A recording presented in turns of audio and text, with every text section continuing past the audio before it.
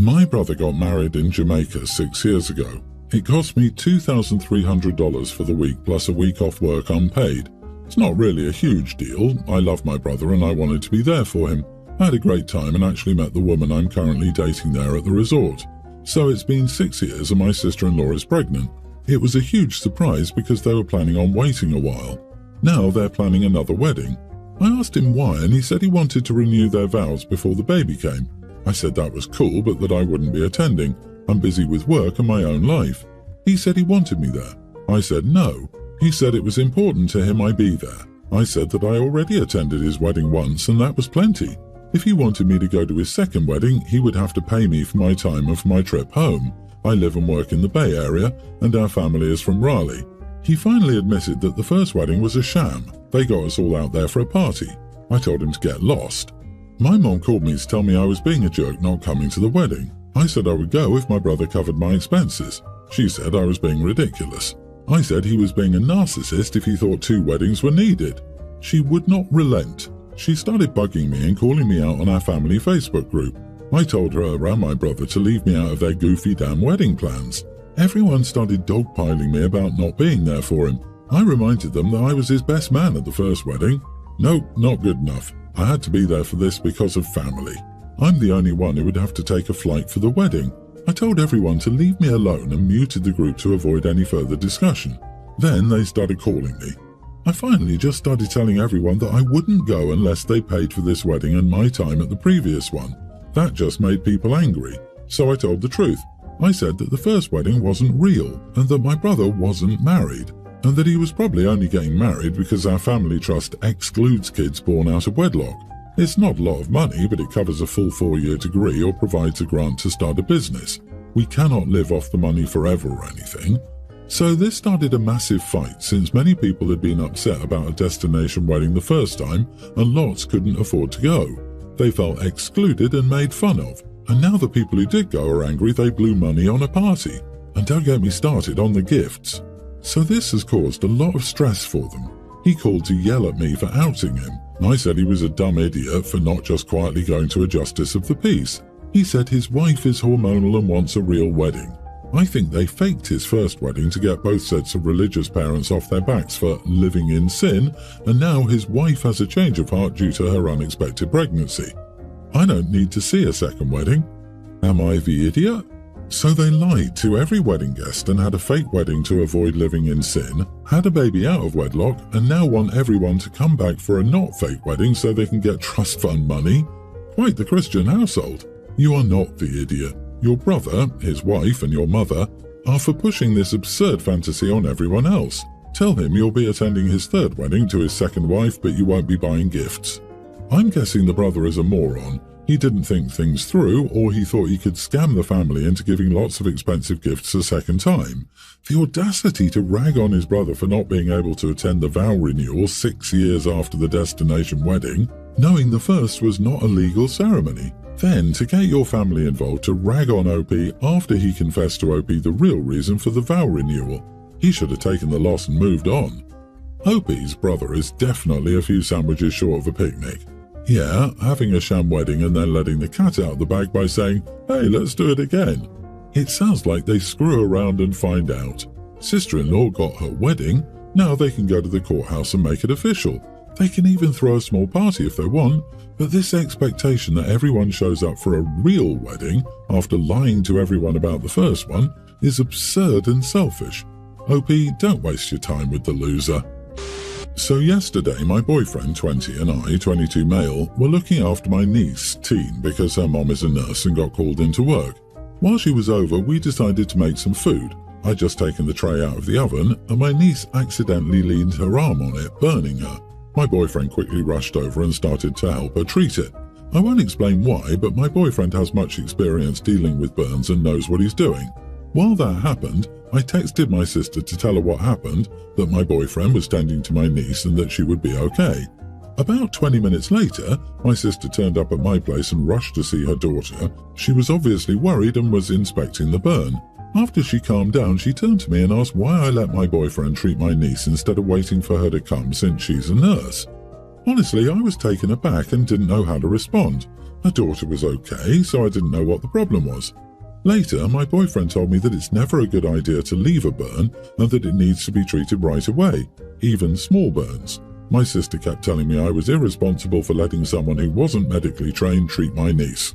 After that, she lectured her daughter for about 10 minutes on how to look after her burn, things my boyfriend already told her, and then headed back to work.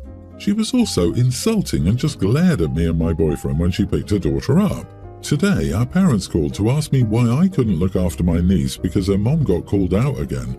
I told them that my sister never called or asked us, which is strange because we're normally her first option since we live on the way from her house to the hospital, and due to my and my boyfriend's schedules, at least one of us is almost always home. I'm trying to see my sister's side, but I'm honestly struggling to see why she's so upset, even to the point of not wanting us to know my niece anymore. I would love any insight. Am I the idiot? Edit, my niece has some health issues, which means she needs someone near her in case she has an episode. She just needs someone else in the house most of the time. We aren't even in the same room as her. Not the idiot. You handled it correctly. I don't understand how a nurse could think it's better to let a burn sit untreated. To be honest, she sounds irrational over the whole thing. Maybe she's upset because you weren't panicked enough and dared to judge for yourself that things would be okay. Some parents cannot stand a calm adult when they feel their child is threatened. I'm a nurse. You don't let burns sit around for 20 minutes. Your sister has issues. If it were a toddler, I could see her blaming you for the child getting burned. But a teenager? No harm is done, and minor burns are an inevitable part of growing up and how kids learn. If your sister will take away the privilege of you babysitting for free, that's her loss. That's a good theory, I think. Decades ago when I was a kid, we called those types of parents helicopter parents. Your sister should thank your boyfriend and not be rude. Burns need immediate attention. If your sister doesn't want to continue using you as free, on-demand childcare, then she can hope everyone else is willing, capable and available as you were. I look forward to the day she gets over her snit and tries to call you, only to learn you're out of town. I, male 27, am getting married to the love of my life, female 26, in a couple of months, and I couldn't be happier. My fiancée is an immigrant from India, so she has a naturally more traditional view of society, and while we might not agree on everything politically or socially, we always try to make compromises so everyone is happy. Now, my little brother, Teen, is gay and has been out for about a year. I'm the first one he told, and I accept him for it. My little brother is like my best friend. So when I told him I was getting married, he was happy for me. Now, he and my fiancée have never really been ecstatic with each other, however they tolerate each other. The original plan was that my little brother would be my best man, and he was super excited about it.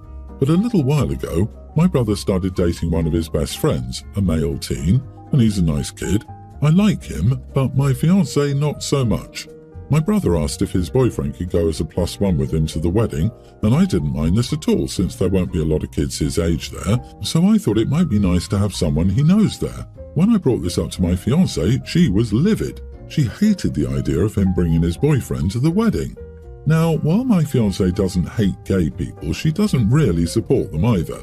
She insisted they would ruin our special day, and she was already letting my little brother go. He should be happy about that. And I wanted my wife to be happy on our wedding day, so I agreed and told my brother that his boyfriend couldn't go.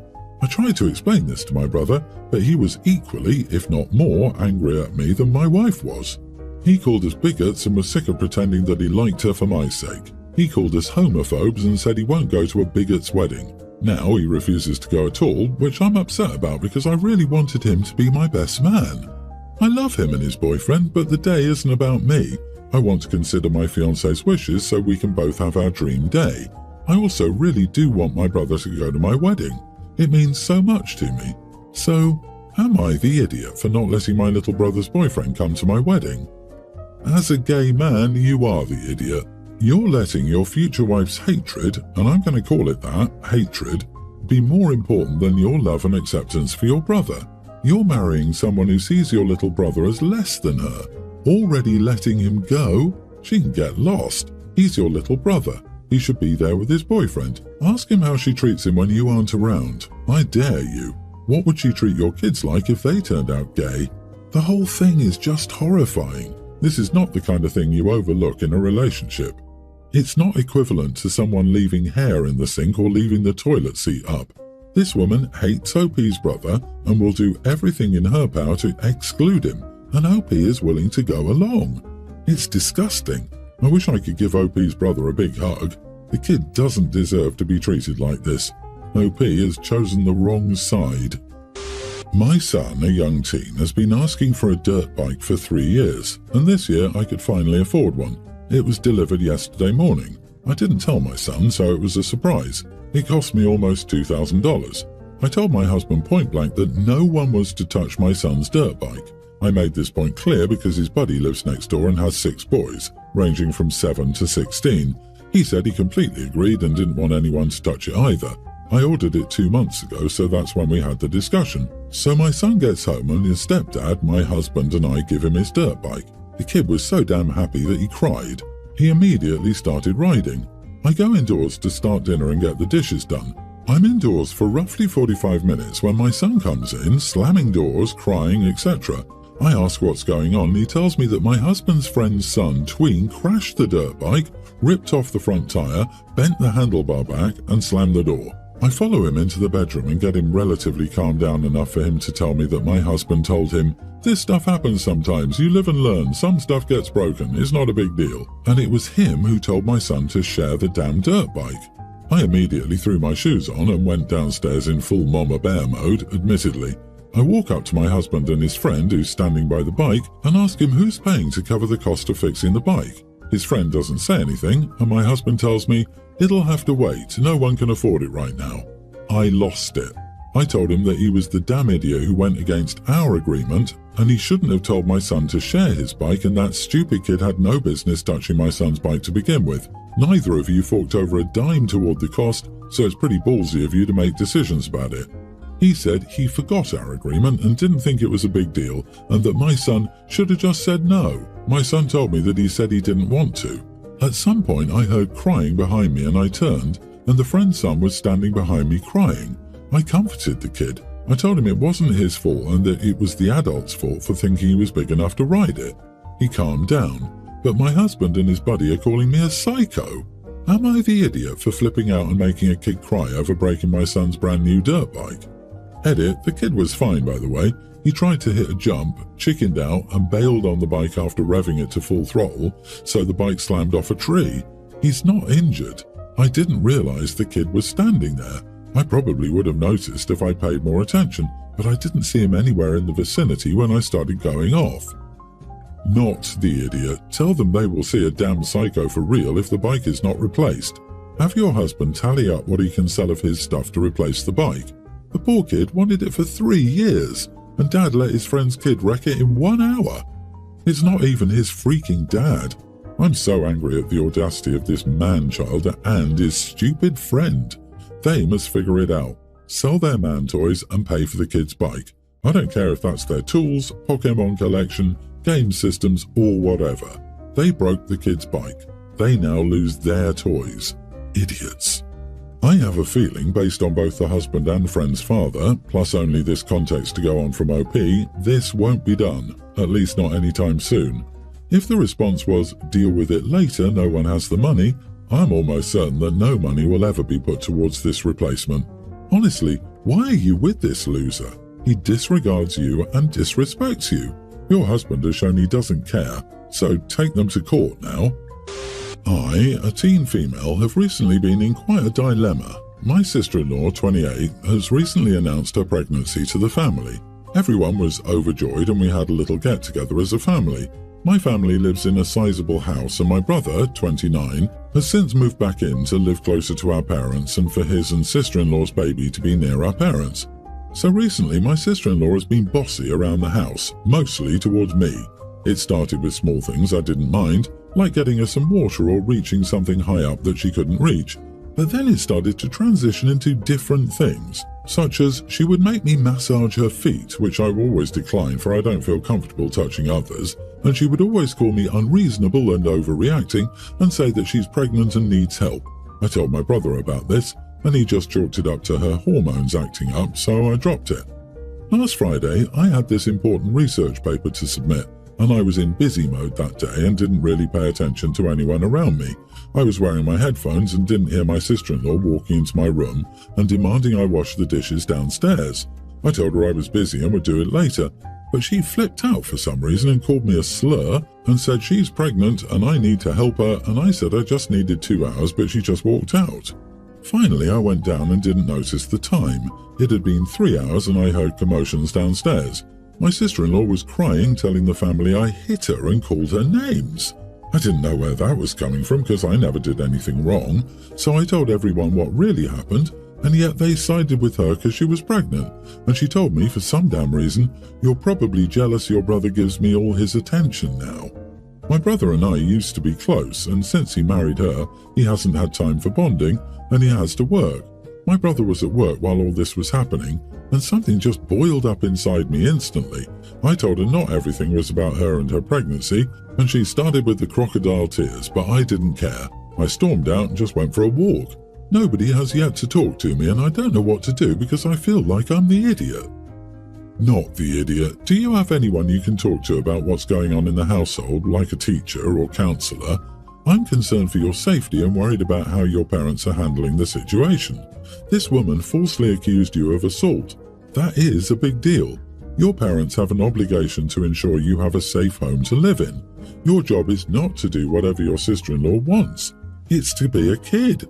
Go to school, hang out with friends, etc. It might be helpful to speak with your parents and tell them your concerns, possibly with a neutral third party as a mediator.